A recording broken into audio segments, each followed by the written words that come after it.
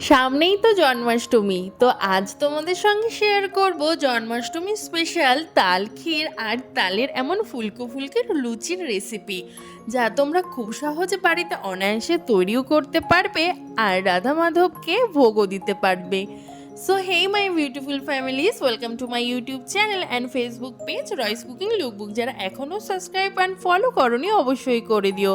তো প্রথমেই দেখাবো তাল ক্ষীর কীভাবে তৈরি করবে। তার জন্য লাগছে 1 লিটার দুধ, 1 কাপ চিনি, 1 বাটি গুঁড়ো দুধ, 3টে এলাচ আর তালের রস। তো প্রথমেই এই দুধটা ভালো মতো জাল দিয়ে নিতে হবে। তার জন্য আমি গরমে বসিয়ে দিলাম, একটা উতল চলে এলেই দিয়ে দেব এলাচ। আমি এখানে 3টে গোটা এলাচ ইউজ করছি, মুখটা জাস্ট একটু ফেটে দিয়েছি, তোমরা চাইলে এলাচের গুঁড়োও কিন্তু শেষের দিকে ব্যবহার করতে পারো। তো আমি এলাচ দিয়ে দিলাম। এবার এর মধ্যে দিয়ে দেব তালের রস। তালের রস আমি এখানে দিয়ে দেব 3 থেকে 4 চামচের মতো, বড় চামচ দিয়ে। তালের রস দিয়ে দেওয়ার পর ভালো মতো মিশিয়ে নেব দুধের সাথে। খুব আস্তে আস্তে ঘন ঘন কিন্তু মিশিয়ে নিতে হবে। দেখো আমার মেশানো হয়ে গিয়েছে।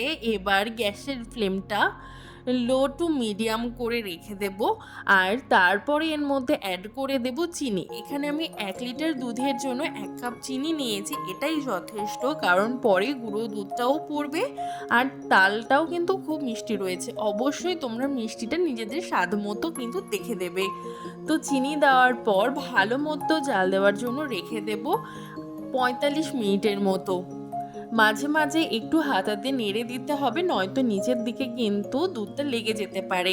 বেশ সময় লাগে, একটু হাতে সময় নিয়ে করবে। দেখো অনেকটা কিন্তু ঘন হয়ে এসছে।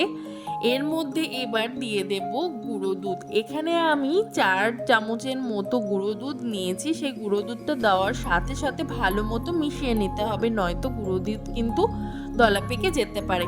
ভালো মতো গুঁড়ো দুধটা তালের রসের সাথে মিশিয়ে নেওয়ার পর ঘন ঘন এখন জাল দিয়ে নিতে হবে আরও 10 থেকে 15 মিনিট।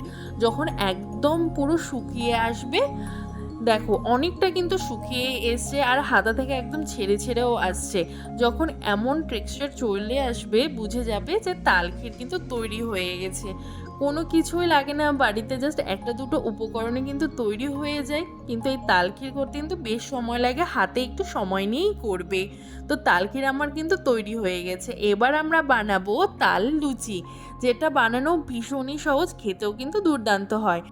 তার জন্য এখানে লাগছে ময়দা, সামান্য একটু লবণ, সামান্য একটু চিনি আর ঘি। আমি কিন্তু ময়ামটা ঘি দিয়েই করছি, তোমরা চাইলে সূর্যমুখী তেল ইউজ করতে পারো, কিন্তু ঘি দিলেই কিন্তু লুচির গন্ধটা ভালো হয়, খেতে কিন্তু আরও বেশি সুস্বাদু হয়। ঘি দিয়ে ভালো মেশানোর পর দেখো যখন এমন একটু দলা পেকে আসবে, তাহলেই বুঝবে যে ময়ামটা ঠিকঠাক আছে। এখানে আমি জলের পরিবর্তে ইউজ করব সম্পূর্ণ তালের রস। যতটা পরিমাণ প্রয়োজন ততটা পরিমাণেই কিন্তু দেবে, একবারে কিন্তু বেশি করে দেবে না। প্রথমে আমি এখানে 1.5 চামচের মতো দিয়েছি, দিয়ে আস্তে আস্তে ভালো মতো কিন্তু মিশিয়ে নিতে হবে।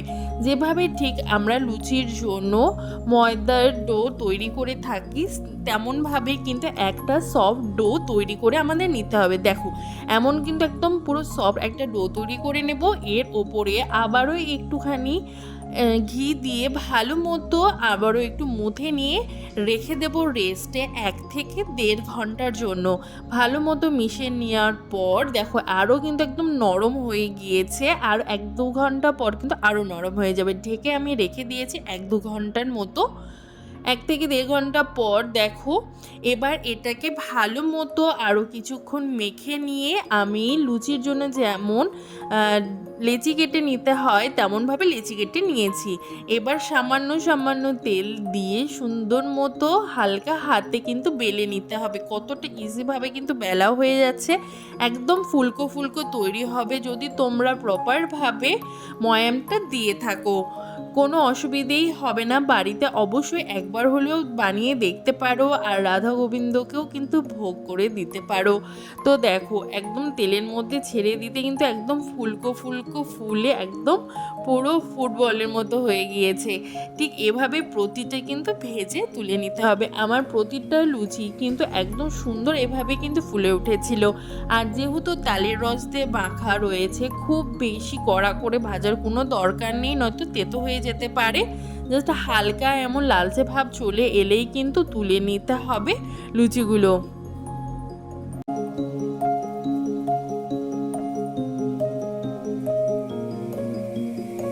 তোমরা কারা কারা তালের লুচি খেয়েছো বা বানিয়েছো অবশ্যই কিন্তু আমাকে কমেন্ট করে জানিও। আমি তো কখনো খাইনি এর আগে তালের লুচি, এবারই প্রথম। তবে দেখো একদম পারফেক্টভাবে হয়েছে। অবশ্যই কিন্তু এভাবে যদি ঠিকঠাক মতো ময়াম দাও তাহলে কিন্তু এমন নরম তুলতুলে তোমার প্রতিটা লুচিই হবে, আর প্রতিটা লুচি কিন্তু খুব সুন্দর মতো ফুলবে। তালের ক্ষীরও তৈরি আর তালের লুচিও তৈরি। অবশ্যই তোমরা বাড়িতে বানিও জন্মাষ্টমীর দিনে, আর রাধা মাধবকে ভোগেও দিয়ে নিজেরাও খেও।